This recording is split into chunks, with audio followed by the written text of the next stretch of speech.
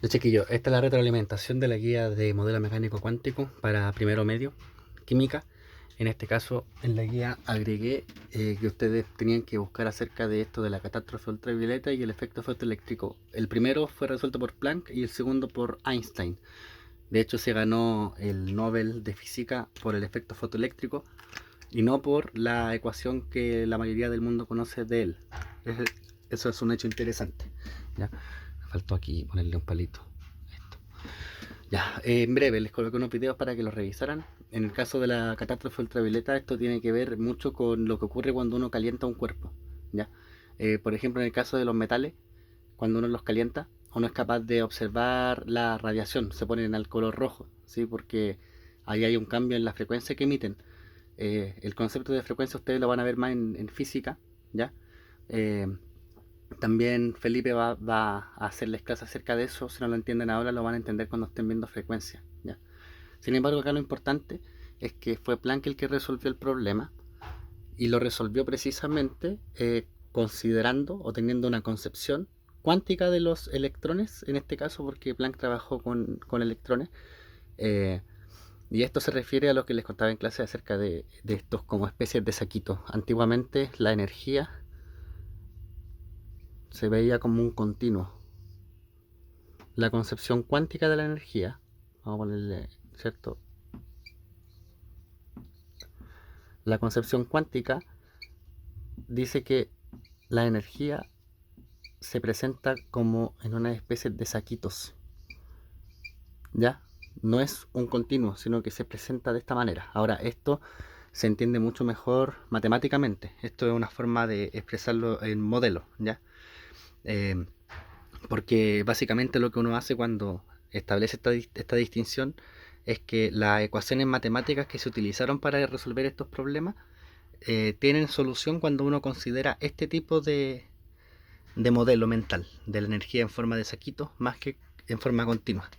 Y esto es el cambio radical. De hecho, estos son videos de contextualización histórica de cómo ocurrió, ¿ya? No es necesario manejarlo al revés y al derecho, sino que entiendan de que uno de los grandes aportes fue Planck con la catástrofe ultravioleta porque logró determinar la concepción cuántica de la energía, y en este caso particular de los electrones y los fotones, ¿ya? Por otra parte, tenemos esto que se conoce como el efecto fotoeléctrico que les contaba que tenía que ver, que fue perdón, la razón por la cual Einstein se ganó el premio Nobel. Y este es un efecto también interesante porque básicamente lo que hizo Einstein fue colocar una placa de un metal, ¿ya? En esta parte aquí uno coloca un detector, en realidad es un detector de voltaje, o sea que es capaz de recibir electrones cuando llegan, los detecta, ¿ya? Y acá él colocó una luz, ¿ya? Voy a colocar aquí como una especie de linterna, si ustedes quieren, ¿ya? Así, en la cual él irradia con luz esta placa, ¿ya? Ahora, lo que consiguió Einstein, lo que descubrió fue de que dependiendo de la frecuencia de esta luz, por ejemplo, la diferencia entre la luz roja y la luz azul, ¿ya? Una que es de baja frecuencia y una que es de alta frecuencia. Cuando él hacía este efecto, cuando él probaba, por ejemplo, con luz roja, la cantidad de electrones que se movían en el metal eran mucho menores que cuando ocupaba una luz azul, ¿ya? Porque era directamente proporcional a la frecuencia. O sea, si la frecuencia era alta, ¿cierto? Era mayor la cantidad de electrones que lograba movilizar. Y si la frecuencia era baja, era menor los electrones que lograba movilizar. Ahora, ¿qué gracia tiene esto? De que de cierta manera se entiende que la luz o los fotones también están cuantizados, que no son continuos, sino que son paquetitos de energía, pero que en este caso nosotros lo vemos como luz o lo interpretamos como luz. Y esos mismos saquitos interaccionan con los átomos y hacen de que los átomos sean capaces de mover electrones. Esa vendría a ser la gracia. Entonces ahí tenemos, ¿cierto?, la concepción cuántica de los electrones ahora con el caso de Einstein. Ya, eso es solo contexto histórico. Ahora, aquí en la guía también les puse que les coloqué información acerca de Louis de Broglie, ¿cierto? Que en este caso es el primero en plantear a través de distintas ecuaciones, ¿cierto? Que la luz se puede comportar como onda y como partícula. Eso después sigue siendo trabajado, ¿ya? Pero lo importante es saber de que fue él el que establece, bueno, la luz, como dice Einstein y dice Planck, está formada por fotones, que son partículas, entre comillas, ¿cierto? Pero también son ondas. Y esto es lo más raro. De hecho, si ustedes se fijan, esta materia o el mundo cuántico es lo más extraño que hay, porque después aparece esto del experimento de la doble rendija. Yo les dejé ahí un video para que revisaran. Y en el caso del experimento de la doble rendija, uno puede observar que dependiendo de cómo yo haga el experimento, uno obtiene resultados que te dicen, bueno, la luz es una onda. Si lo haces de otra forma, la luz es una partícula. Entonces, por eso que se habla de una dualidad onda-partícula, porque son las dos cosas al mismo tiempo, y eso dependiendo de cómo uno lo observe. Aquí les pregunté primero que qué significa que esta dualidad sea un fenómeno antiintuitivo. Algo intuitivo es algo que es como fácil de entender porque la intuición te dice que debe ser así. Por ejemplo, a nosotros la intuición nos dice que la luz tiene que ser una onda, es lo más factible, por la forma en la que se comporta, por el hecho de que, no sé, se, hay distintos fenómenos que a nosotros nos hacen pensar de que la luz es un continuo, no de que son como bolitas que nos van cayendo encima con luz. Sin embargo, este experimento de la doble rendija nos dice lo contrario, de que también se comportan como partículas. Entonces, por eso es que es un fenómeno antiintuitivo, porque nos cuesta entenderlo. Esto tienen que pensar de que surge a partir de muchas ecuaciones matemáticas. Entonces, es muy abstracto y solamente tiene sentido cuando uno lo ve matemáticamente y cuando uno ocupa o hace experimentos relacionados con el tema. Ahí adquiere el sentido físico, pero antes de eso es bastante anti-intuitivo, no es fácil de entender.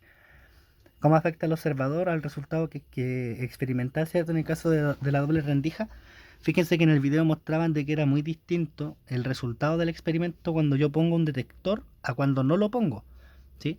Entonces en este caso lo increíble de esta teoría es que si yo mido algo en el sistema, automáticamente cambia las condiciones o cambia los resultados. Aquí nos da lo mismo mirar. Si yo miro, automáticamente hago que, ¿qué se llama esto? De que el resultado me vaya a cambiar. Y eso también es bastante interesante porque eso nosotros no lo experimentamos en el día a día. Nosotros cuando hacemos un experimento en química, por ejemplo, con cosas más grandes o resultados claros, eh, no depende mucho del observador el resultado experimental que uno obtiene, ¿ya? Pero en este caso sí. Luego dice que qué quiere decir o comprobar el experimento de la doble rendija, que básicamente, dependiendo de las condiciones, la luz se comporta como onda y como partícula. Eso tiene un nombre, se llama interpretación de Copenhague. Y, y tiene, como les decía, es bastante complejo de entender, pero dependiendo de las circunstancias, la luz es una onda y en otras circunstancias la luz es una partícula. Funciona de las dos maneras. Ahora la reflexión acerca de qué uno piensa sobre este experimento, ustedes hay en libertad acerca de qué es lo que reflexionan, porque por ejemplo a mí en lo personal esto es súper interesante en el sentido de que rompe con todo lo que uno piensa, ¿cierto? Que son las cosas, porque esto es demasiado, como dice la primera pregunta, antiintuitivo. No es fácil de entender que algo pueda hacer dos cosas al mismo tiempo. Ahora esto después se pone mucho más complejo porque aparece el principio de incertidumbre, que como yo les decía, aquí esta ecuación dice de que la variación en la posición multiplicada por la variación en el momentum tiene que ser mayor o igual a la constante de Planck, que es un número muy chiquitito, dividido por 4pi. Básicamente, ¿qué es lo que está diciendo esta ecuación?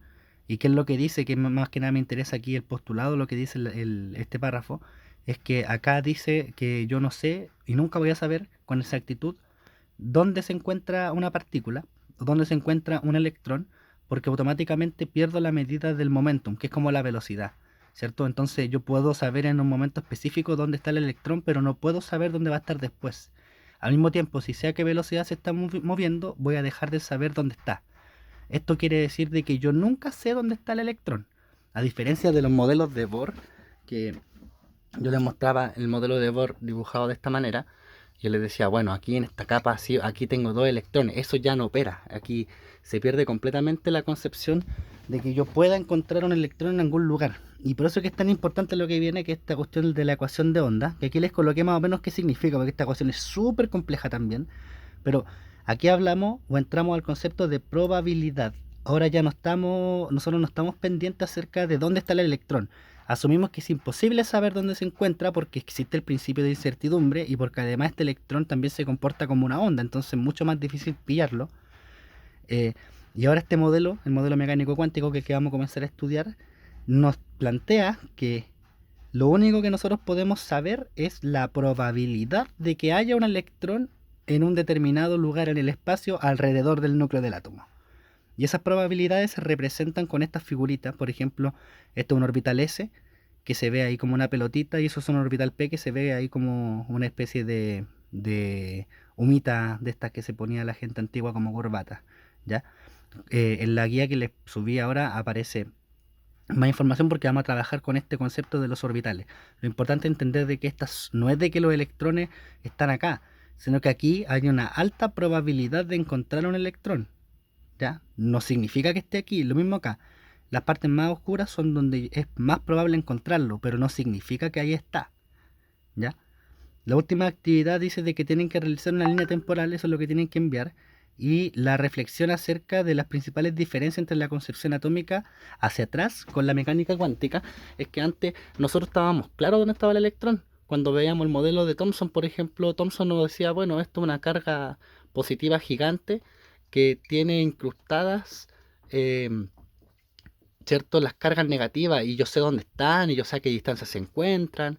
Luego tengo el modelo de Rutherford, ¿cierto? Que me dice, bueno, están alrededor, en órbita, ¿cierto? Entonces los electrones tienen que estar en algún lugar aquí. Luego viene Bohr que me dice lo mismo, que a pesar de eso es un buen modelo el de Bohr. Bueno, aquí hay un número fijo de electrones que uno puede encontrar en un orbital, pero yo sé que en el primero, por ejemplo, yo puedo establecer en qué lugar se encuentran. Pero ahora nuestros modelos cambian radicalmente a un modelo que es 100% matemático. Por eso es que se ocupan estos gráficos que son con tres variables. Tenemos tres ejes, eje Y, eje Z, eje X, ¿cierto? Y dependiendo de cómo se ordene esto en el espacio, yo tengo una probabilidad de encontrarlo. O sea que yo, si quisiera dibujar el átomo aquí, en alguna parte, tendría el núcleo y hay algún lugar acá alrededor, en algún lado, en donde debe estar el electrón. Pero yo no tengo idea dónde se encuentra exactamente. Muy difícil, ¿ya? Entonces, a eso me refiero, de que ustedes hagan una reflexión acerca de qué implica esto a nivel científico. Pasar de algo que es completamente determinista o determinado,